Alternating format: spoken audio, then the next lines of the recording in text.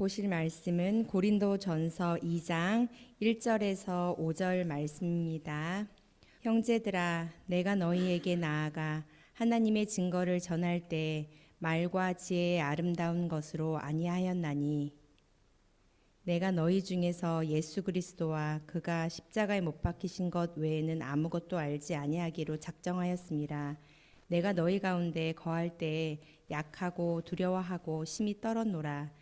내 말과 내 전도함이 설득력 있는 지혜의 말로 하지 아니하고 다만 성령의 나타내심과 능력으로 하여 너희 믿음이 사람의 지혜에 있지 아니하고 다만 하나님의 능력에 있게 하려 하였노라. 아멘.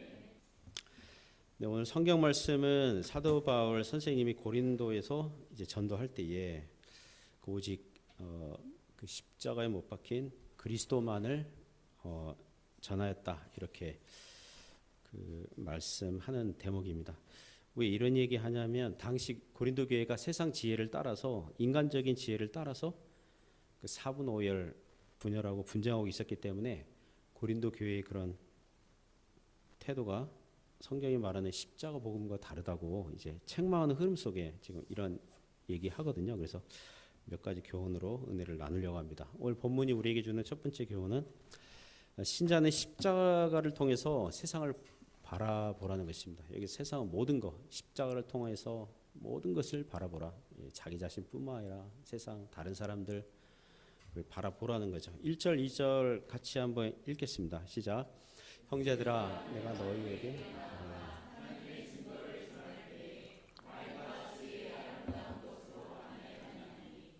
내가 너희 중에서 예수 그리스도와 그가 십자가에 못 박히신 것 외에는 아무것도 알지 아니하기로 작정하였습니다. 아멘.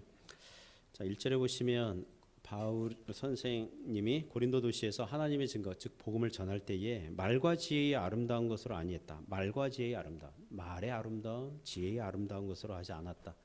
NIV 영어 성경 보니까 그거 보면 말의 아름다운 것은 수사학, 이거 웅변 기술을 얘기하는 거고요. 지혜의 아름다운 것은 철학입니다. 세상 철학. 그러니까 수사학과 철학으로 하지 않았다.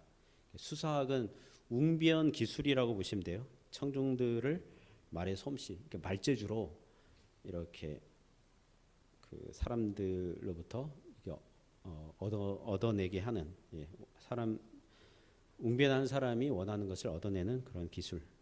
좀 낮추어 말하면 말재주로 사람을 좀 설득하는 말쟁이 기술, 그걸 사용하지 않았다, 이런 거죠. 또 바울 시대 도시마다 순회하는 철학 선생들이 있었다고 합니다. 자신들의 주장을 수사학, 웅변을 통해서 사람들을 설득하고 그들로부터 강사료, 강의료를 내도록 했습니다. 사도행전 17장 보면 바울이 아덴에서 회당과 장터에서 전도할 때에 아덴 사람들이 바울이 전하는 내용이 궁금해가지고 이렇게 말하는 대목이 있거든요. 이 말쟁이가 무슨 말을 하고자 하느냐. 여기서 말쟁이는 당시 도시마다 돌아다니면서 자신들의 철학 사상을 화려한 미사억으로 그 수사학 웅변으로 사람들의 호주머니를 터는 그런 자들이 있었습니다. 그들을 두고 하는 거죠. 바울은 그렇게 하지 않았다는 거예요. 바울은 그렇게 하지 않았다. 물론 설교할 때 수사학, 웅변, 논리적인 전개 필요해요. 설교를 멋있게 웅변으로 하시는 목사님들도 계세요. 신학교 교수님들이 논문을 쓸 때에 논리적인 전개를 무척 중요하게 여깁니다. 저도 설교할 때 서론, 본론, 결론 이런 논리적인 전개를 사용합니다. 근데 수사학은 하나의 도구죠. 도구일 뿐이죠. 그죠?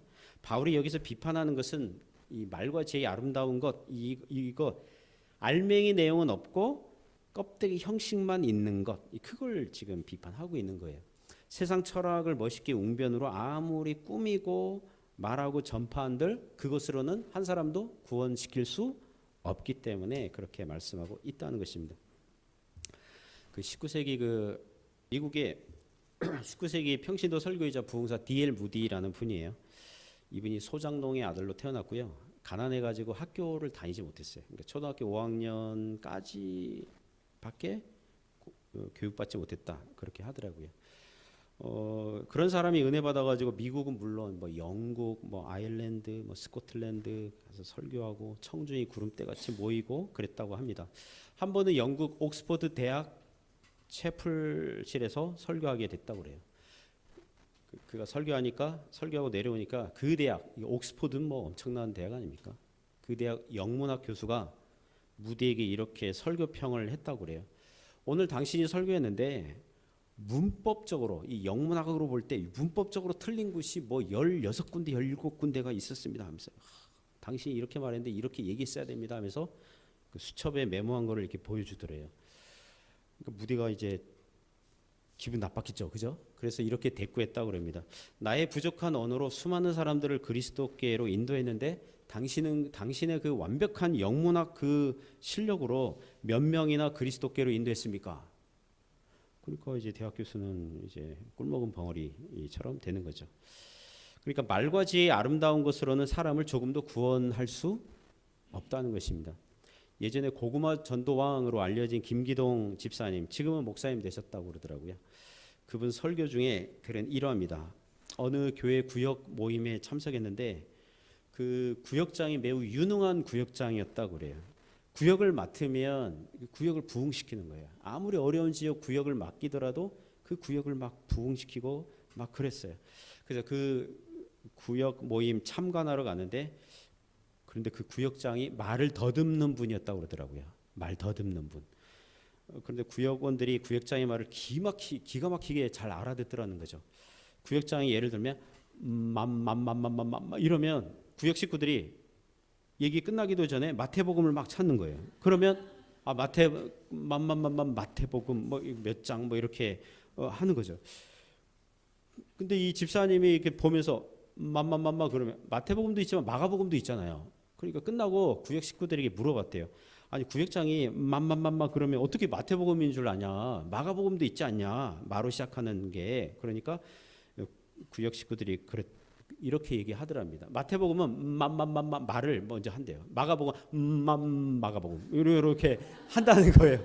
그러니까 잘 듣는 거죠. 잘 구역 식구들이 잘 듣는 거죠.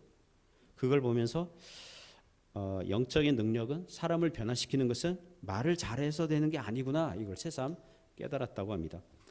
2절은 1절의 이유죠. 그죠? 2절은 1절의 이유예요. 원어에는 왜냐하면으로 시작해요. 사도 바울은 고린도에서 전도할 때 왜 웅변과 철학으로 하지 않았습니까? 왜냐하면 일찌감치 작정하고 결심한 게 있었기 때문입니다. 무엇입니까? 2절만 같이 읽겠습니다. 시작. 내가 너희 중에서 예수 그리스도와 그가 십자가에 못 박히신 것 외에는 아무것도 알지 아니하기로 작정하였습니다. 2절에서 예수 그리스도 외에는 아무것도 알지 아니하기로 작정했다. 이거는 이렇게 얘기해도 되거든요. 예수 그리스도만 얘기해도 되잖아요. 예수 그리스도 외에는 아무것도 알지 아니하기로 작정했습니다. 예수 그리스도만 증거하기로 결심했습니다. 이렇게 예수 그리스도만 해도 되잖아요. 추가를 했어요. 그가 십자가에 못 박히신 것, 이렇게 예수 그리스도와 그가 십자가에 못 박히신 것 강조하는 거죠. 강조. 물론 여기서 예수님만 증거해야 된다. 이거는 오늘날 소위 조직신학 그 교훈들 중에서 성경론도 있고요. 또 삼위 하나님, 인간론, 구원론, 교회론, 종말론도 있어요. 그걸 다 가르쳤을 거예요. 기독론이 제일 중요하다. 다른 건 덜 중요하다. 그런 뜻 아니에요. 여기서 얘기하는 것은 성경에 나오는 교훈들은 모두 같이 사슬처럼 체인처럼 연결되어 있어요. 여기서 바울의 의도는 뭐냐 하면 예수 그리스도를 증거할 때에 무엇을 빼놓고 말할 수 없어요? 십자가를 빼놓고 말할 수 없어요. 십자가를 빼놓고 말할 수 없어요. 이미 고린도전서 1장 18절 이하에서 유대인들은 표적을 구하고 자기들의 메시아는 십자가에 연약하게 죽을 수 없다고 믿는 자들이거든요.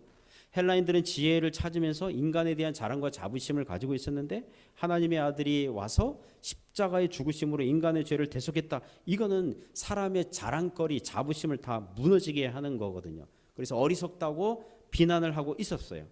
그래서 여기서 강조하는 거예요. 예수 그리스도, 즉 십자가에 못 박히심으로 죄인들을 구원하신 하나님의 지혜를 강조하고 있습니다. 왜 이거를 굳이 말하고 있습니까? 왜 강조하고 있습니까? 당장 고린도 교회 교인들이 인간 사역자들을 서로 자랑하면서 다투고 있었거든요. 사도 바울의 의도는 이런 거죠.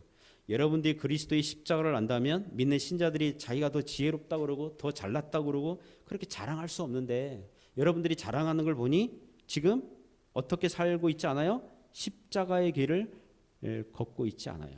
그 얘기하는 것입니다. 여기서 어떤 학자들은 바울이 2차 전도 여행에서 바로 직전 도시 아덴에서 바울이 철학적인 설교를 하는 바람에 소수의 회심자들만 얻을 정도로 전도에 실패를 맛본 후에 고린도로 오면서 이제는 철학적인 설교하지 말고 예수님만 증거해야겠구나 이렇게 결심했다고 주장하는 성경학자들이 있어요. 말도 되지 않아요. 그거 아니에요. 사도행전 17장에 있는 아덴에서의 전도하는 내용은 성경을 모르는, 성경 배경 지식이 없는 사람들, 이방인들에게 전도하는 모범적인 설교예요. 결코 철학사상 말과 지혜의 아름다운 것을 한 거 아니에요. 도리어 아덴에서도 예수 그리스도와 그의 십자가 복음을 전하였지만 소수의 회심자들만 얻었지만 거기에 위축되지 않고 전략을 바꾸지 않고 이전에 해왔던 것처럼 계속 예수님의 십자가라는 주제, 그 단순한 방식으로 전도하겠다고 결심하였다고 보는 것이 더 옳습니다. 이번에 터키 여행 중에 제 동기 목사님 만났거든요. 이스탄불 한인교회를 섬기고 계시더라고요. 그 교회는 터키에서 한인교회들 중에서 한인교회들 자체가 별로 없어요. 그래도 그나마 있는 한인교회들 중에서 규모가 제일 커요. 교인들이 많이 모여요. 어른들 교인들이 한 8, 90명 모이고요. 어린이 청소년들 있고 청년부가 있어요. 우리 교회는 청년부가 없어요. 20대가 없어요. 거기는 20대가 바글바글.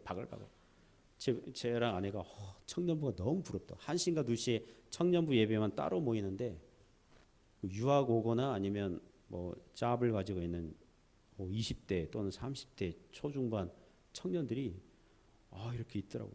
너무 부럽더라고요. 공교롭게도 그 동기 목사님은 수년 전만 해도 다른 지역에서 개척교회에 있다가 실패를 맛본 분이거든요. 근데 이제는 시간이 흘러서 저보다 더 큰 교회를 섬기고 계세요. 제 감정이 어떻겠습니까, 여러분? 제 감정이 한편으로는 동기 목사님이니까 전에는 잘 힘들어했는데 지금은 잘 세워진 걸 보면서 한편으로는 감사하고 자랑스럽고, 또 한편으로는 나도 모르게 내가 원하지 않았거든요. 근데 시기심과 부러움이 생기는 거예요. 그러니까 제가 스스로 저에게 질문하는 거죠. 그런 감정이 생기니까. 그럼 너는 네가 섬기고 있는 해주교회가 만족스럽지 않니? 점점 교회가 규모가 작아지고 뭐 그런 거에 대해서 감사하지 않다는 거냐? 너는 더 큰 교회에서 설교해야 되고 더 많은 사람들에게 너의 영향력을 끼쳐야 되는데 그렇게 하지 못하고 있으니 하나님으로부터 네가 불공평한 대우를 받고 있다고 생각하니?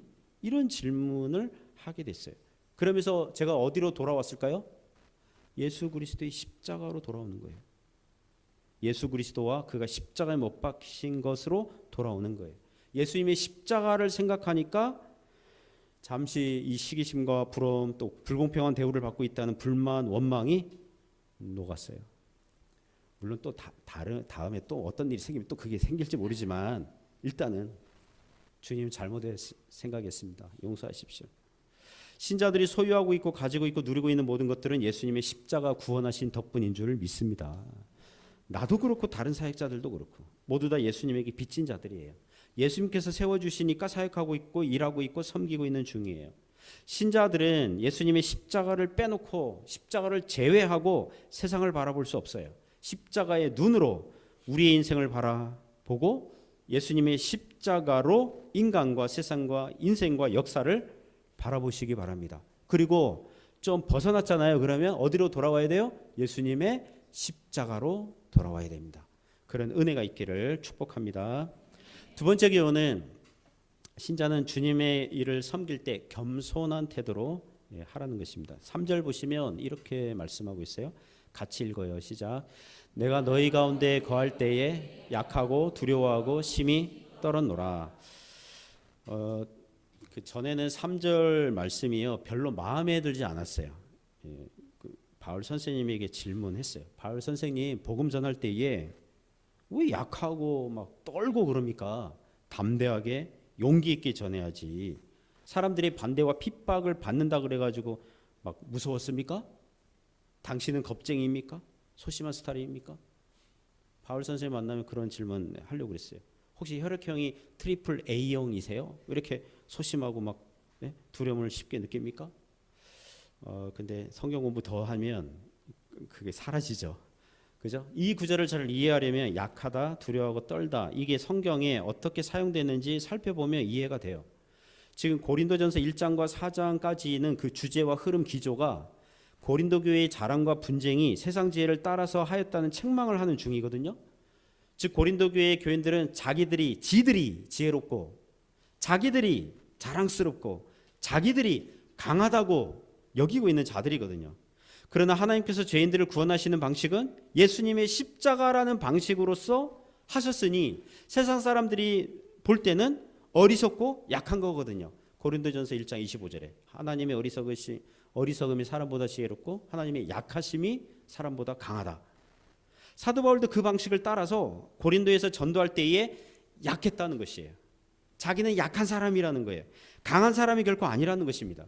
갈라디아서 4장 14절 15절 보면 교인들에게 시험될 만한 것이 자기 육체에 있었다 그러거든요. 성경학자들이 도대체 사도 바울이 얼마나 어떤 질병이 있었길래 다른 사람들이 볼 때 시험 들었을까? 그러면 그 질병 후보 중에 하나가 간질병이에요. 여러분 상상해 보세요. 사도 바울이 설교하고 있는데 갑자기 간질로 쓰러져가지고 입에 거품 물면서 막 괴성을 지르고 하면 다음 주부터 그 교회 나오겠습니까?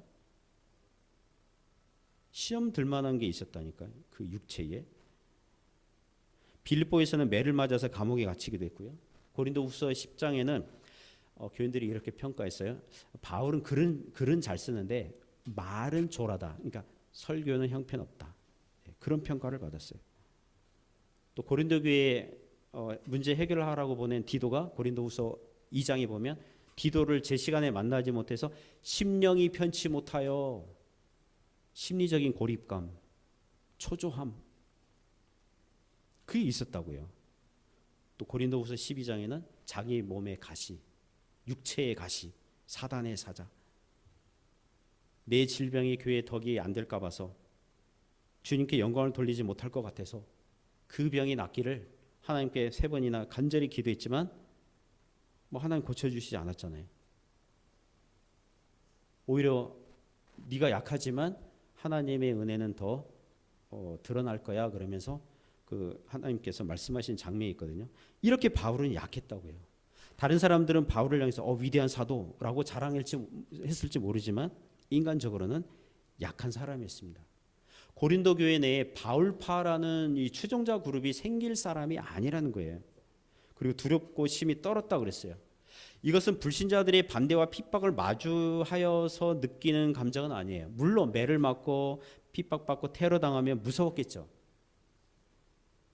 실은 그런 것은 두렵고 떨만한 주제는 아니죠. 바울서신서에서 그리고 성경에서 두렵고 떤다는 것은 하나님 앞에서 두렵고 떤다 이거예요. 두렵고 떨림으로 너희 구원을 이루라. 빌립보서 2장에 보면 에베소서 6장에 보면 종들에게 두렵고 떨림으로 너희 상전을 그렇게 섬겨라. 보면 그러니까 바울은 뭐냐면 자기는 약하고 부족한 사람인데 섬겨야 할 하나님의 일은 너무 큰 거예요. 바울이 전하고 가르칠 복음의 주제는 십자가에 못 박히신 그리스도이고 삼위일체 하나님이신데 자기의 언변과 재능은 약하고 부족했다는 거예요. 거기서 오는 괴리감에서 오는 두렵고 떨림이라는 것입니다. 오늘 오전에 그 심천 오늘 주사랑 한인교회 25주년 설립 기념주일 설교 부탁을 2-3주 전에 부탁받았거든요. 그때 설교 부탁받을 때 제가 어떤 기분이 들었을까요? 드디어 세상이 나를 알아보는구나. 그 교회가 드디어 사람 알아보는구나. 이제 하나님께서 나를 유명하게 크게 쓰시려고 하시는구나. 이게 도광양회 뭐죠? 어둠 속에서 막 빛을 그런 게 있잖아요. 그게 있잖아요. 중국말.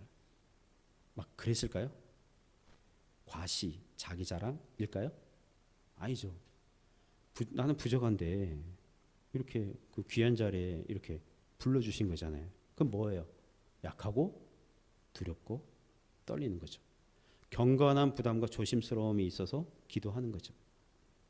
가끔 여기 대표기도 그 순서 되시는 우리 성도님들 계시잖아요. 주일이든 수요예배든.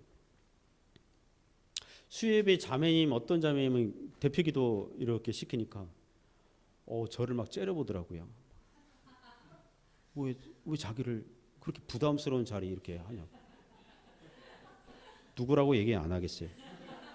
신모 자매님이신데 누구라고 얘기하지는 않겠어요. 우리 대피기도하는 장로님들은 대피기도 순서 주보에서 확인하잖아요. 저는요 직접 부탁하지 않아요. 그냥 주보에 그냥 내버려요. 그냥 주보에서 확인하잖아요. 그러면은 드디어 내가 평소 대피기도 너무 잘하는데 드디어 내가 그 본때를 보여줄 차례다. 이렇게 생각하십니까? 아니잖아요. 두렵고 떨리는 자리 내가 할 수 있을까?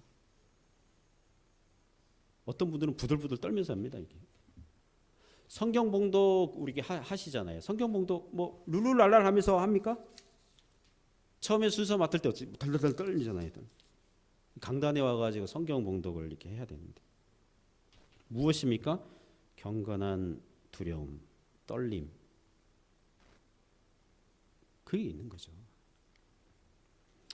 우리 하나님은 자기가 잘난 사람을 오래 쓰지 않습니다. 강하고 자신만만한 사람을 사용하시지 않으세요. 그리고 예수님의 십자가 복음을 듣고 믿은 사람은 자기 자신을 강하고 자랑하는 사람이 아닙니다. 내가 얼마나 잘났는가 그게 아니라 내가 얼마나 주님을 자랑하고 은혜를 받았는가 그걸 간증할 뿐이죠. 자, 이번에 터키 여행에서 인상 깊은 왕궁 2개를 소개하겠습니다. 하나는 이건 토카프 왕궁이라는 거예요. 1400년대에 지었어요. 1453년에 오스만 투르크가 동로마 제국을 멸망시키거든요. 콘스탄티노플. 그래서 지은 거예요. 근데 자금성보다 적어요. 이때가 오스만 투르크가 굉장히 강력한 나라였거든요. 최절정의 시기였는데 이 궁전은 유럽 나라에 비해서 되게 소박해요. 유럽 오스트리아 합스부르크 뭐 왕국 이런 데 비교하면 뭐 3분의 1 될까 말까 2.5 하여튼 되게 소박해요. 아담해요. 근데 그 오스만 투르크 거의 끝나갈 때 이 끝나갈 때 1800년 후반대에 이게 돌마바흐체 궁전인데요. 멸망할 때 지은 거예요. 저거는 옆에 이게 한 컷에 다 안 들어와요. 옆에 엄청 많아요. 저기 들어가려고 했는데 비싸서 못 들어갔어요. 우리가. 그래서 그냥 배 타고 이렇게 가다가 이렇게 그냥 봤는데 그 작은 저 궁전은 들어가서 이렇게 봤어요. 진짜 별거 없더라고요. 뭐 괜찮은데 이게 궁전이라고 하긴 좀 너무 소박한 거예요. 그래서 가이드 해주시던 그 터키 선교사님이 이런 얘기 하더라고요. 이 궁전 이렇게 얘기해주면서 힘이 강하면 작아도 문제가 안 된다는 거예요. 힘이 강하면 뭐 작은 집에 살든 뭐 작은 뭐를 하든 그게 왜냐하면 힘이 자기가 강하니까 자기가 사는 집 자기가 가지고 있는 그게 중요하지 않다는 거예요. 그런데 힘이 약하면 다른 사람들이 나를 무시할까 봐 뭐 해요? 과시하고 뭔가 있어 보이고 꾸미고 그래서 저 돌마바흐체 궁전 만들어가지고 재정 파탄 나가지고 나라가 망했다. 그 얘기가 나오거든요. 이걸 듣더니 제 아내가 옆에서 한국에 비슷한 속담이 있다고 빈수레가 요란하다고 그러면서 우리 부부가 그렇다 이러면서 뭐 그랬는데 진짜 강한 사람은 하나님 앞에서 약하고 두렵고 심히 떠는 사람이에요. 그리고 그것을 솔직하게 오픈해요. 드러내요. 문제가 안 돼요. 저 약해요. 두려워요. 떨려요. 이렇게 얘기해도 돼요. 괜찮아요. 그러나 그 사람이 진짜 강한 사람이에요. 그러나 약한 사람은 뭡니까? 들키지 않으려고 세상 물건 적고 뭐 없으면 막 불평하고. 강한 사람은 뭐예요? 세상 물건 뭐 부족하고 뭐 세상에서 잘 나가지 않더라도 괜찮은 거예요. 왜요? 구원받은 하나님의 백성이니까. 내 나라는 내 하늘 시민권 하늘에 있고 천국 백성이니까 이 땅에서 좀 이렇게 못 살고 뭐 한다고 해도 저는 주눅 들지 않아요. 왜요? 하나님 자녀니까요. 그 약한 사람은 뭐예요? 막 있어야 돼요. 뭔가 포장해야 돼요. 추가해야 돼요. 사랑하는 성도 여러분, 약하고 두렵고 떨림으로 주님의 일을 잘 감당하시기를 바랍니다. 세 번째 교훈은 그 구원하신 하나님의 능력을 의지하라는 것입니다. 사람의 구원 여부는 하나님의 능력에 있다는 것입니다. 4절 5절 같이 읽습니다. 시작. 내 말과 내 전도함이 설득력 있는 지혜의 말로 하지 아니하고 다만 성령의 나타나심과 능력으로 하여 너희 믿음이 사람의 지혜에 있지 아니하고 다만 하나님의 능력에 있게 하려 하였노라. 오늘 말씀의 결론과 같아요. 4절에서 사도 바울이 하는 말과 전도함이 설득력 있는 지혜의 말로 하지 않았다 그래요. 고린도전서 1장 17절에 복음을 전할 때 말의 지혜로 아니하였다. 그리고 2장 1절에 이미 말과 지혜의 아름다운 것으로 아니하였다. 그러니까 여기서 설득력 있는 지혜의 말은 세상 철학 그리고 그 주장들 그것입니다. 설득력 있다 그러니까 나름 논리적인 옷을 입고 있어요. 나름 설득력이 있어요. 제가 이 중세 철학자 한 분 소개해드릴게요. 누굴까요? 이름이 있네요. 저기. 데카르트. 프랑스 합리주의 관념론자 그러죠. 데카르트라는 사람입니다. 이 사람이 유명한 명제가 있어요. 나는 생각한다 고로 존재한다. 여기서 생각한다가 의심한다는 뜻이거든요. 의심한다. 소크라테스가 너 자신을 알라 그랬는데 그 말의 무게감과 사실 비슷해요. 저게. 세상 존재하는 모든 것을 의심해라. 의심해라. 자기 자신도 의심해라. 근데 내가 진짜인지 아니지, 내가 존재하는지 존재하지 않는지 어떻게 알 수 있어요? 그걸 생각해요. 의심해요.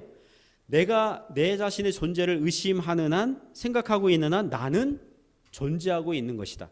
그래서 나는 생각한다, 고로 존재한다. 이런 뜻이에요. 자, 이런 얘기를 우리 자녀들 이렇게 자라날 때 철학 얘기해 주면서 이 데카르트 명제 얘기해 주니까 우리 자녀들 반응이 재밌어요. 뭐라고 그랬냐면 아빠 말장난하는 것 같아요. 말장난하는 것 같아요. 세상 철학은 뭔가 있어 보여요. 나름 논리와 설득력 있는 지혜의 옷을 입고 있어요. 자, 그러면 나는 생각한다, 고로 나는 존재한다. 그래서 뭐 어쨌다는 겁니까? 저게 사람을 구원합니까? 하나님 앞에 그 자신을 세웁니까? 논리성 있는 그런 것들을 이렇게 갖춘다 그래가지고 하나님이 어떤 분이신지를 알고 사람이 구원받아야 할 필요성을 알고 주님 앞에 나아가게 합니까? 그렇지 않습니다. 존 칼빈의 기독교 강연 첫 번째 챕터 첫 장에서 이런 얘기하거든요. 인간은 두 가지를 알아야 된다. 첫 번째는 하나님 알아야 된다. 하나님 알면 누구를 알아요? 자신을, 인간을 안다. 인간이 자기 자신 알려면 누구를 먼저 알아야 돼요? 하나님 알면 되는 줄 믿습니다. 하나님 알면, 성경을 알면 성경에서 인간이 어떤 존재라는 것을 얘기해 주거든요. 성경 없이 나는 의심하고 생각하고 그래 나는 존재해. 그게 아니에요. 성경 말씀을 듣고 거기에 따라가는 거예요. 모든 인식의 기준을 자기 자신으로 정하면 자기 자신도 알 수 없게 돼요. 성경에서 말씀하는 하나님이 누구시며 어떤 분이신을 알아야 하나님의 말씀의 눈으로 인간이 누구고 어떤 상태인지를 알고 무엇이 필요한지를 알게 된다는 것입니다. 그래서 영적임의 참된 설득은 성령께서 사람의 영혼과 마음과 인격에서 하시는 거예요. 그게 내 말과 내 전도함이 설득력 있는 지혜의 말로 하지 아니하고 다만 성령의 나타나심과 능력으로 한다는 것입니다. 제가 지금 설교하고 있지 않습니까? 나름 설득력이 있잖아요. 설득력 있게 다가온다면 이것은 성령께서 하시는 것입니다. 성령께서 알아듣게 하시는 거예요. 물론 여기서 성령의 나타나심과 능력은 당시 1세기 사도들이 병고침과 기적을 통해서 능력을 사용해서 복음을 확증하는 도구로 사용하기는 했어요. 그 요한복음 20장 보면 도마가 부활하신 예수님을 그 처음에 못 봤잖아요. 도마가 없을 때 제자들이 보고 도마야 너 어디 갔었니? 우리가 부활하신 예수님 만났고 뵀었어. 그러니까 도마가 나는 믿지 못하겠다고. 주님의 그 못자국 난 손 그리고 그 옆구리 만져봐야 믿겠다고. 너희들 거짓말 하지 말라고. 지금 스승님의 죽음을 가지고 지금 농담하냐 지금 막 그러면서 막 꼬장을 부리거든요. 주님께서 다시 나타나세요. 도마가 있을 때에 다시 오셨어요. 도마를 불러가지고 만져봐라. 손과 옆구리 만져봐라. 그리고 이렇게 말씀하세요. 너는 부활을, 기적을 직접 봐야 믿으려고 하냐? 보지 않고 믿는 자들은 더욱 복되도다. 그렇게 말씀하셨어요. 복음이 없는 세상 철학과 교육과 사상이 아니라 단순하고 투박한 방식이지만 성경 말씀 들었을 때에, 복음 들었을 때에, 예수 그리스도와 그가 십자가에 못 박히신 것을 들었을 때 그 마음에 믿어지면 그것은 성령의 나타나심과 능력으로 된 줄 믿습니다. 그게 5절에서 말씀하는 것처럼 너희 믿음이 사람이지 있지 아니하고 다만 하나님의 능력이 있게 하려는 것이다 말씀하고 있어요. 누구든지 복음을 듣고 마음에 믿어지고 입으로 시인하면 그게 성령께서 하신 일이고 하나님의 능력으로 된 것이며 삼위의 하나님의 행하심의 결과인 줄 믿습니다. 같은 시간, 같은 공간, 같은 성경 말씀 듣고도 누구는 믿고 누구는 믿지 않는 일들이 생기거든요. 안 믿어지는 것이요, 영적 어둠에 있는 사람들, 죄인에게는 당연한 거예요. 안 믿어지는 거. 왜냐하면 어리석게 들리거든요. 그러나 누가 예수님의 복음을 믿었다면 예수 그리스도의 십자가 죽으심이 죄인들을 대속하시는 죽음이고 예수님께서 자신의 죄를 대속하신 구세주로 믿고 받아들이고 영접하는 자는 구원받는다는 것을 믿는 것은요, 기적 중에 기적이고 능력 중에 능력이 되는 것입니다. 제가 며칠 전에 어느 기독신문에 난 기사를 봤습니다. 이분은 이란 사람이에요. 이란 사람인데 교통사고 났고 다리가 한쪽이 잘렸다고 그러더라고요. 한쪽이 의쪽인 것 같아요. 그래서 독일 가서 수술을 받게 됐는데 그 통증이 계속 안 나는 거예요. 그런데 그 어느 기독교인이 와서 전도했고 그 기도하니까 통증이 말끔히 나았어요. 그러니까 작은 기적이 일어난 거죠. 그래서 감사해서 신앙생활을 하게 됐고 독일에서 택시 운전을 이제 하게 되었다고 그럽니다. 독일 난민들이, 그러니까 이란 난민들이 독일로 많이 갔다고 그러잖아요. 그 이분이 또 전도할 겸 그리고 자신의 신앙 고백 겸 그래서 택시에 그 성경 구절 스티커를 붙였다고 그래요. 요한복음 14장 6절 말씀. 내가 곧 길이요 진리요 생명이니라. 그래서 예수 이렇게. 근데 그게 고발당했어요. 독일에서는 공공장소에서 특정 종교를 강요하면 종교 광고라 그래가지고 벌금형이 있대요. 그 1,000유로, 약 한국 돈 144만 원 벌금이 나왔어요. 그 스티커 제거 거부하니까 또 88유로, 그러니까 13만 원 추가 수수료 또 나왔어요. 지금 법정 지금 다툼 속에 있다고 그러더라고요. 제가 그 기사를 보고요. 아니 어떻게 개인의 신앙 표현마저 금지시킵니까? 택시 기사가 자기 차에 자기가 좋아하는 성경 구절 붙이지 못합니까? 그 붙이지 못해요. 독일이. 종교개혁자 마틴 루터의 나라인데 어쩌다가 이 지경까지 왔습니까? 이 사람은 이란 사람이에요. 모슬렘 나라 출신이에요. 요새 이란이요, 이 아랍권 세계에서 가장 부흥하고 있습니다. 8천만 명인데 8천만 명 맞죠? 8천만 명인데 기독교인 숫자가 100만 명 넘어요. 어떤 분은 300만 명까지 막 이렇게 그렇게 추정을 해요. 1.5%예요. 전 국민의 1.5%가 기독교인이에요. 그 아랍권에서 지금 굉장히 지금 아주 복음 역사의 아이러니죠. 하나님의 능력, 하나님이 하시는 일, 놀라운 것입니다. 사랑하는 성도 여러분, 지금도 하나님께서 그 성령의 나타나심과 능력으로 사람들에게 믿음을 주시고 구원하고 계시는 줄 믿습니다. 그러므로 여러분이 누구를 전도하고자 한다면, 또 가족 중에 믿지 않는 가족, 친척, 지인들 예수님 믿기를 원한다면 뭐 해야겠습니까? 하나님의 능력을 의지하시기 바랍니다. 복음은 모든 믿는 자에게 구원을 주시는 하나님의 능력이 되기 때문입니다. 그런 은혜가 있기를 주님의 이름으로 축복합니다. 기도하겠습니다. 하나님 아버지 감사합니다. 하나님, 말 잘해서 누가 믿고 말 잘해서 일이 잘 되고 말 잘해서 그게 아니라 하나님의 능력 또 하나님의 은혜 덕분인 줄 믿습니다. 그렇게 교회가 세워지도록 붙잡아 주옵소서. 예수님 이름으로 기도드립니다. 아멘.